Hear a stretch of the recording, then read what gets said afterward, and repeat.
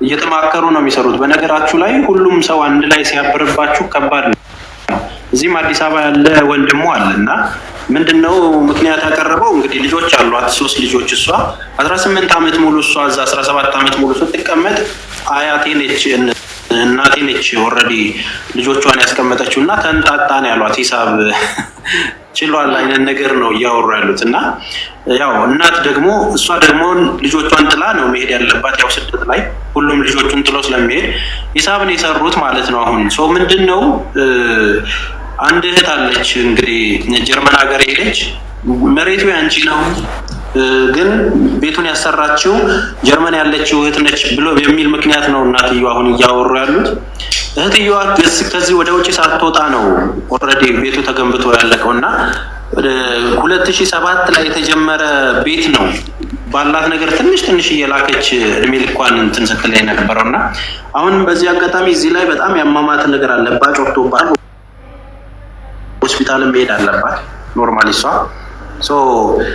እንደዚህ ነው እንግዲህ እያለ ሆነብን ያለው እየተደራረበ በጣም ብዙ ችግር ውስጥ እየገባ ነው ያለ ነው ማለት ነው። ልጆቿ በነገራችን ላይ እዚህ 2 ልጆች እኛ ጋር ያሉት አብረውን ያሉት መኖሪያም የላቸውም። 1 ወር ምናምን አልፏቸዋል። ያለው ነገር ይሄ ነው። ጨምሪው ነገር ካለ ጨምሪልኝ እና ተዋኮሪኝ መስዬ በውስጥ መስመሩ ጽፌልሽ ነበር መስጁ እንድታዩ። እኛ አሁን ለምሳሌ እናንተ ያው ተስፍሽም ያለው የህጉን እንትን ካለን እዚህ ያለው ሁሉም ሰው ይተባበርሻል፣ ድምጽ ይሆንሻል። ይሄ ነገር እስከ መጨረሻ እሷ ትብብር የምትፈልገው የገንዘብ አይደለም፣ ባይዘው ሞር ድምጽ እንድንሆናት፣ ሁለተኛ ነገር ደግሞ የህግ የበላይነት እንዲረጋገጥላት ነው። እናት ልጇን በጥቅም የምትደልብ ማለት ጥቅም በልጦባት ነገር ትታው የምትሄደው ነገር ከልጇ የሚበልጥባት ከሆነ እኛ የምንፈለገው እስከምን ደረጃ እንደሆነ ዋጋችሁን ወቁ። በቃ ዋጋችሁ ዝቅ የሚልበት ቦታ ላይ አትገኙ። ማንም ይሁን ማንም ስትኖሩ ነው ማንም የሚኖረው። በነገራችን ላይ እናት ናት። ግን እናት ሁሉ እናት ግን አይደለም። ባይዘው እናት ሁሉ እናት አይደለም። ብዙ አይነት እናቶች አሉ፣ ለልጆቻቸው መስዋዕት የሚከፍሉ የልጆቻቸውን 5 ሳንቲም ልጄ ነይ በቃሽ ደከምሽ ለፋሽ ብለው ልጆቻቸውን መዳር መኳል የሚፈልጉ ብዙ እናቶች አሉ። እኛ እነሱን እናቶች አይደለም። እንደነዚህ አይነት እናቶች ግን እናት ሊባሉ አይገባም፣ ገንዘብ ከበለጠባቸው እንጂ። እናትማ ሁሉም እኮ ዝንብም እኮ ትወልዳለች፣ ዝንብም እናት ትባላለች፣ የዝንብ እናት ማለት ነው። ስለዚህ እናት መባሉ አይደለም፣ እናትነት ቦታው ምንድነው? እናትነት ሚስጥሩ ከባድ ነው። አለቃ ብዙ እናቶች አሉ ልጅ አትመጭም ወይ በቃሽ ነይ ወልደሽ ሂጂ ነይ እንደዚህ ሁኚ ብለው ለኛ የሚለፉ እንትን የሚሉ። እንደዚህ ደግሞ የሰራ ነው ልክ እንደ እብድ እየተቆጠራችሁ ደግሞ ገንዘባችሁን ደም ስራችሁ እስኪመጠጥ ድረስ ለፍታችሁ 17 ዓመት ማለት የአንድ ሰው እድሜ ማለት ነው። ኦኬ የአንድ ሰው እድሜ ማለት ነው። ግማሽ እድሜዋን የለፋችበትን የደከመችበትን ገንዘቧን ላቧን ከልጆቻቸው ከሌላ ልጆቻቸው ጋር ተመካክረው ነው እንደዚህ ያደረጓት። ስለዚህ አናስመስል። በቃ እዚህ ምድር ላይ የምንኖረው አንዴ ነው። ከዛ የሆነ ጊዜ ላይ ሲያበቃ ያበቃል። ሁሉም በመጽሐፍ ቅዱስ ስጥና ይላል። ስጥና ማለት ተዘጋ ማለት የሆነ ጊዜ ላይ ላይፋችን አብቁቶ ይዘጋል። በቃ የምትዘጋው ደግሞ መቃብር ውስጥ ነው። ለዛ ደግሞ ማስመሰል አይጠበቅብንም። እናት ናት፣ ድብና አድርጋ እናት ናት። እናት ግን ትለያለች። እዚህ ቲክቶክ ላይ እንኳን እናት ነን ብለው የእናትነት ለዛ የሌላቸው ስንት እናቶች አይታችኋል አይደል? እሷ እናት ሆና እናትነቷን ስታሳይ እንጂ ልጇ 17 ዓመት ደምን ተፍታ ልጇ ከሷ ርቃ ምናምን ግማሽ እድሜዋ ይሄ ጭንቅላቷ እንደዚህ አንሻርብ ለብሳ ስላያችኋት ነው። በቀደም ተስፍሽ ሲነግረኝ ነበር። ይሄ ጭንቅላቷ ሁሉ ጠባሳ በጠባሳ ነው። ደብድበው ነው ያስወጧት ከሌሎች ልጆቻቸው ጋር እንትን ብለው ከነ ልጆቿን ሜዳ ይጣሏት። ሂጅ ወደ መጣሽበትና ሰርተሽ ተለወጪ፣ ይሄ ግን የኛ ንብረት ነው ያሏት። ታውቃላችሁ ኢትዮጵያ ውስጥ ፍርድ ቤት ስትሄዱ ብዙ አይነት ሰው ታገኛላችሁ። እናት ልጇን ከሳ፣ ልጇ እናቱን ከሶ፣ አባት ልጁን ከሶ።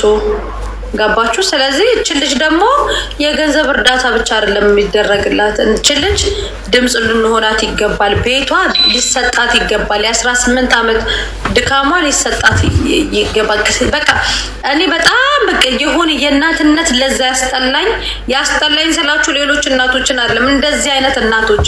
አሁን እቺ ልጅ 17 ዓመት ለፍታ ከእንደዚህ አይነት ነገር ያስወጧት እንደዚህ አይነት ሰዎችን ነው የምላችሁ ማለት ነው።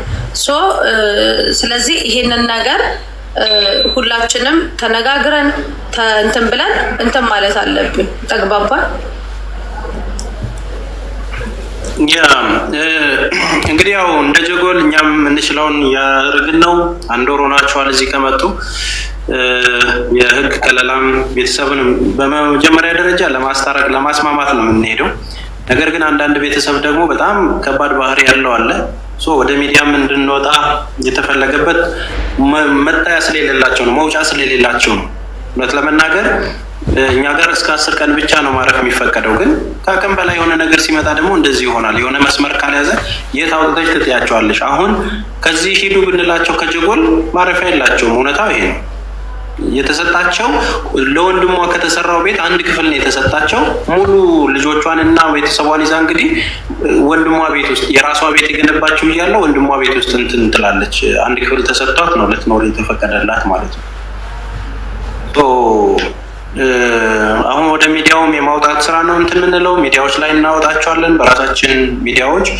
እነዚህን ነገሮች እንትን አድርገን ወደ ፍርዱ መስመር ነው የምንሄደው። ልናደርግ የምንችለው ያው መቀሌ ላይ ነው። እዛው ጉዳይ ታሪን ተቀበላት፣ አንዴ ታሪን ተቀበላት። 4 ነን እኮ። ኦኬ እሺ፣ ሊወርዳለሁ እኔ ልወርድ። ቆይ አንዴ፣ ከዛ ተመልሰህ ላክሽ። አንቶን በቃ ተመልሰናቸው። እንደሜ የት ነው ልካ ነው ሳሪ? ቆይ ላስገባ።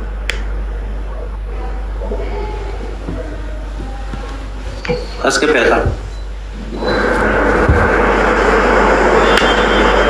እና እዚህ ጋር የወጣባት እንትን ሰርጀሪ መግባት አለባት።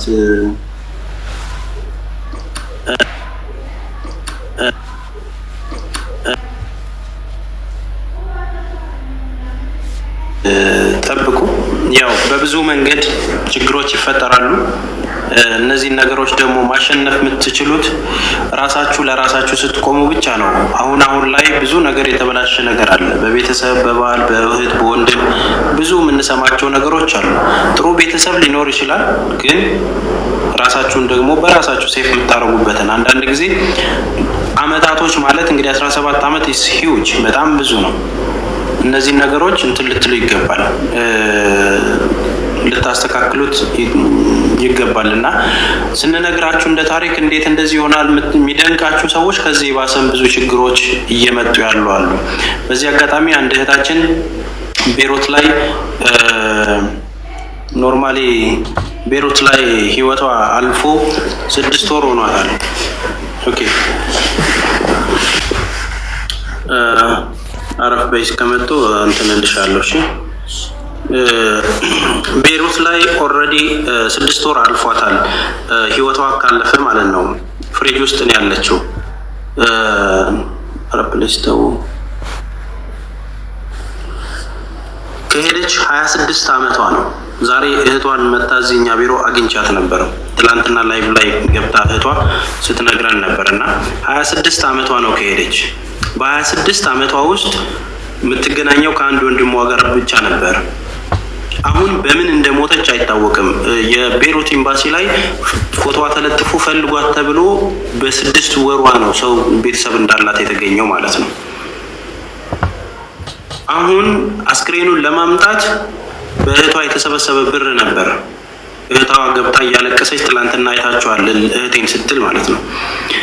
ብር ተሰብስቦ በአንዷ እህት አካውንት ነበር የገባው።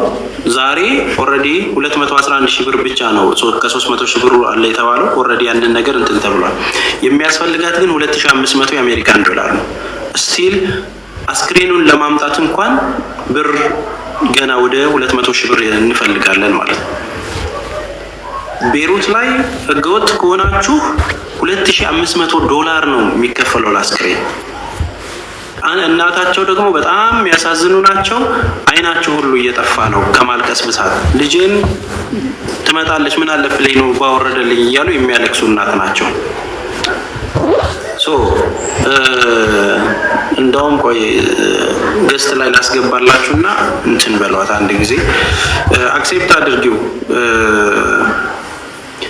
አክሴፕት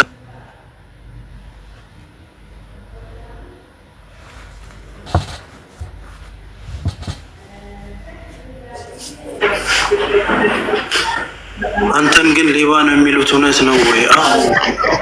እኛ ማስረጃ መቶ መናገር ይቻላል።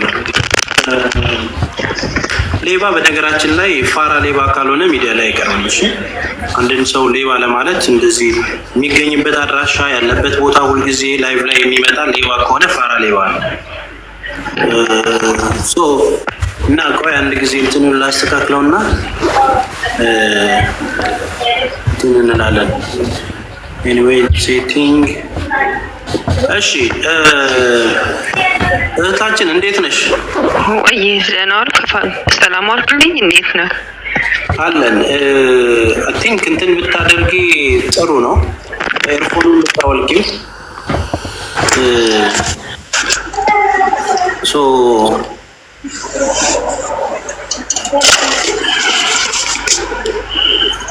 እህትሽን ዛሬ መጣ አግኝቻት ነበረ። እህትሽ መጣ ነበረ ዛሬ እኛ ቢሮ። ኖርማሊ 211 ሺህ ብር ነው አካውንቱ ላይ የተሰበሰበ የተባለው። 300 ሺህ ብር ላይ 211 ሺህ ብር ነው ያለው። ኦልሬዲ ያንን ኦዲዮ ልኬልሻለሁ ቦቲም ላይ አየሁት እኮ። ያ ምንድነው አሁን ያንቺን እንትን ለማስተካከል የግድ እንትን መሆን አለበት። የሚያስፈልጋት $2500 ነው።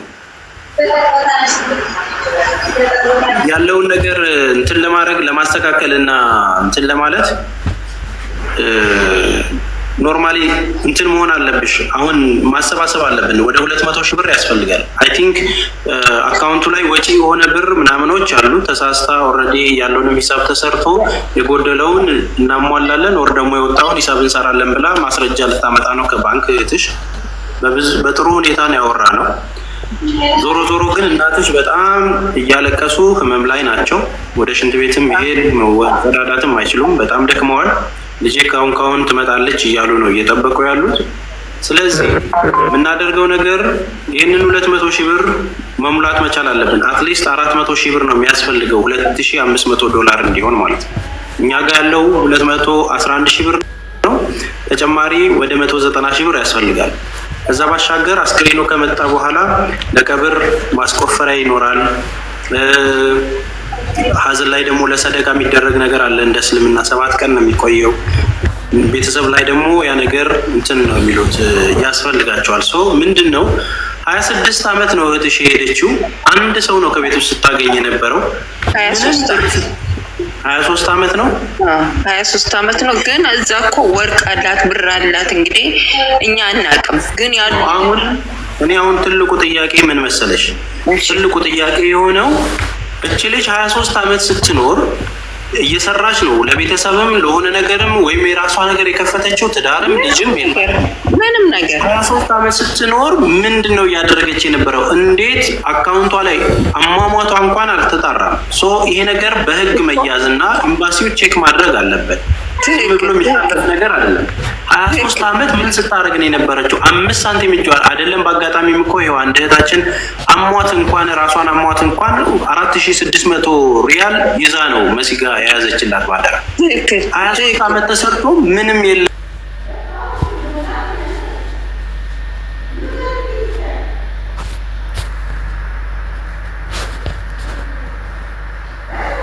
ቃታለሁኝ እኔም በፊት ወስታኝ ነበር እና አሁንም ቢሮ ሆኜ ነው የማወራት። ኦኬ፣ ለምንድን ነው ቢሮ አመጣችሽ? ያው በቃ ስልክና ስለማለቅስ ስለምታለቅስ ያለሽ ብላ በዛ የተነሳ ነው ያመጣችኝ ወደ ቢሮ። እሺ፣ ስለዚህ ምን እናድርግ መሰለሽ፣ እዛ ቢሮ ያለችውን ልጅ እንድትተባበርሽ እናደርግና ጉዳይሽን ንገሪያት። አሁን ላለሽበት ታውቃለች። አሁን እንደውም ተቆጥተኛች። እንደውም ወደ ኢትዮጵያ ላሳፍርሽ እያለችኝ ነው። አንቺ ታለቅሻለሽ፣ ምን ትያለሽ? ወደ ኢትዮጵያ እንላክሽ ያለችኝ ዛሬ ትላንትና ራሱ። አሁን በእህትሽ ምክንያት እያለቀሽ እና ስልክ ስለምትጠቀሚ ጉዳዩን ስለምትጨርሽ አስወጣች። እኔ ደግሞ በብዛት አልጠቀምም፣ ታውቃለህ፣ በብዛት አልጠቀምም። በቃ ትኩረቴ አሁን ወደ ስራው ጋርና ይቺ ገንዘብ እስከሚሰባሰብልኝ በቃ የተወሰነ ሰዓት በእረፍቴ ሰዓት ነው የማወራው። ግን አሁን እሷ ደግሞ የኛዋ ምን ትለኛለች? ስልክ ትይዣለች። እኔ ስልክ እንደውም አልይዝም፣ በብዛት አልይዝም። ያው በእረፍቴ ሰዓት በቃ ገብቼ ለመለመን የኢትዮጵያ ሕዝብን ለማስቸገር ነው። በቃ ሌላ ነገር አይደለም የምገባው።